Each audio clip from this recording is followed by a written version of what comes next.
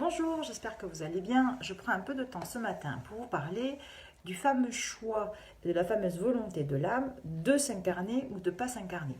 J'entends souvent dire que l'âme choisirait, en tout cas ce serait la volonté, sa volonté, de s'incarner quand, où, quoi, comment, et en gros de planifier tout son chemin de vie. En gros, ce qu'elle va vivre, ce qu'elle va étudier, ses contrats d'âme, en gros, elle a tout planifié aux petits oignons avant de revenir. Et comme par hasard, quand elle ne se souvient de rien. Alors, c'est pas qu'elle se souvient de rien, c'est qu'en fait, elle n'a rien planifié du tout. Elle n'a pas du tout choisi forcément de s'incarner. Elle n'a pas du tout le contrôle et la maîtrise sur son chemin de vie. Elle va le découvrir en le vivant. C'est la vie, effectivement, qui lui a concocté, effectivement, un chemin de vie parfait et juste pour elle, ce qui veut dire surtout cohérent. Quand on parle ici de perfection divine, on parle de cohérence. Je vais vivre exactement ce que je dois vivre parce que c'est cohérent par rapport à mon programme, ce qu'on appelle le plan divin, à ce que je suis venue étudier. Voilà, tout simplement, à expérimenter.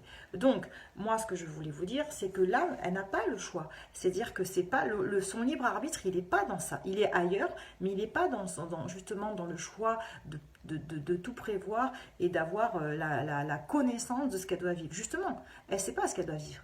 Elle est effectivement face à l'inconnu. Et d'ailleurs, c'est ce qu'elle n'aime pas, d'ailleurs. C'est être face à l'inconnu, de ne pas savoir.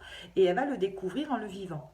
Et ce qui va être intéressant, c'est que justement, la vie va lui dire, vis ce que je t'offre, vis ce que je te propose, et en le vivant, tu verras justement ce que je t'enseigne, tu verras la guidance que je t'amène, tu verras la conscience que je t'offre. Parce que c'est vraiment la matière, c'est vraiment l'expérience dans la matière qui nous fait grandir et qui nous amène de la conscience.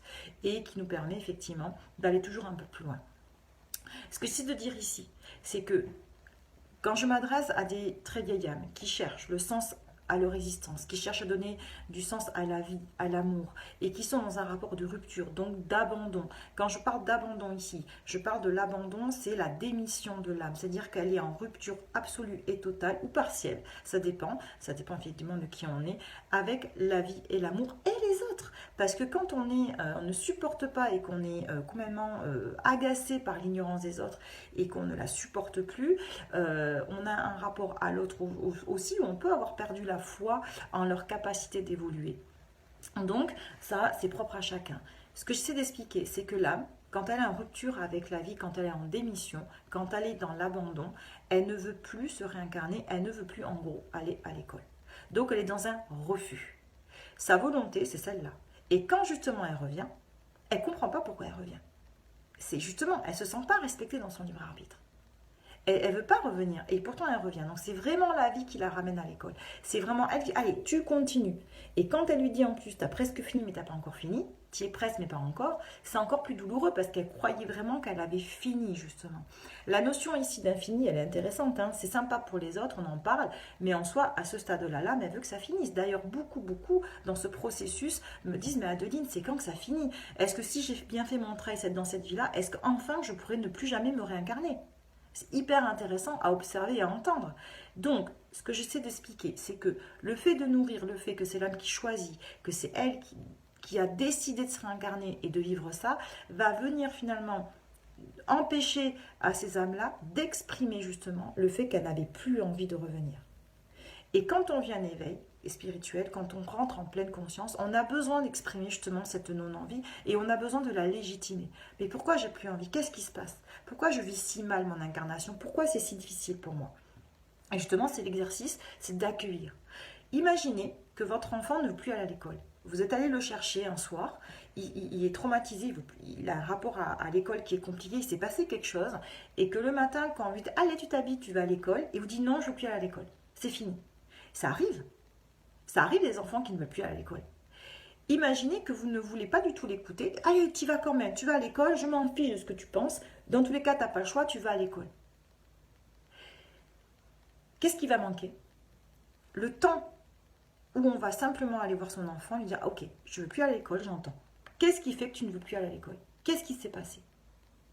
C'est ce temps d'accueil qui demande à être entendu. C'est ce temps d'accueil qui demande d'être travaillé et c'est ça en fait aussi l'éveil spirituel. C'est accueillir pourquoi je n'ai plus envie d'aller à l'école, pourquoi j'ai abandonné, pourquoi j'ai baissé les bras, pourquoi je ne crois plus, pourquoi j'ai perdu la foi. Autre chose, Quand on dit que l'âme choisit son chemin de vie, ça voudrait dire qu'en fait, celle qui a le contrôle, celle qui décide. Pas du tout. On travaille la foi absolue. On travaille le fait justement d'avoir la foi en la vie et justement de comprendre qu'on n'a pas le choix sur ce qu'on doit vivre. Le choix, on l'a pas sur ça. Et du coup, souvent, l'âme va se sentir pas respectée dans son libre arbitre. Et souvent, il y en a qui me disent, bah oui, j'ai pas le choix du coup, en fait, il est où mon libre arbitre là-dedans? En fait, c'est pas vrai, c'est une connerie tout ça. Tu n'as pas le choix de ton chemin de vie, tu as le choix de comment tu vas le vivre, de comment tu choisis de le vivre. Soit effectivement, tu choisis de résister, soit effectivement, tu choisis d'être dans le déni, dans la résistance, dans la colère, dans une lutte, voilà, tu vas pas vouloir le vivre comme ça, parce que c'est pas comme ça que tu aurais voulu le vivre, justement. Soit effectivement, tu vas accepter. Ça veut dire que tu vas accepter, tu vas travailler la foi absolue. J'ai foi en la vie, j'ai foi en elle parce que je sais que ce qu'elle me permet de vivre, c'est ce que je dois vivre. Ce qui est compliqué, c'est de comprendre ce qu'elle me demande de vivre. Donc, c'est d'être dans la guidance de cette vie-là, c'est d'être dans le décryptage de ce qu'elle me propose de vivre. Et comme on a besoin de donner du sens à son histoire, qu'on a besoin de comprendre quelle est la finalité de ce que l'on vit, on va effectivement aller chercher des réponses à nos questions existentielles. C'est quoi le bien fondé de mon existence? C'est quoi le bien fondé de la vie? À quoi ça sert d'ailleurs la vie? C'est quoi? L'objectif, c'est effectivement, c'est de retrouver la foi. Donc, ce n'est pas l'âme qui choisit ce qu'on doit vivre, c'est la vie qui choisit pour nous. Par contre, nous, ce qu'on doit travailler, c'est la foi absolue. Voilà. Donc le libre arbitre, effectivement, c'est un thème qui est sensible et qui peut être douloureux quand on comprend ça, mais là, il va être vraiment situé ailleurs, dans la façon dont on choisit d'accepter ou de refuser ce que la vie, justement, nous propose. Mais c'est pas l'âme qui le propose, c'est la vie qui le choisit pour nous. Voilà. J'espère que ça vous aura un peu aidé. Je vous souhaite une belle journée et je vous dis à très bientôt. Au revoir.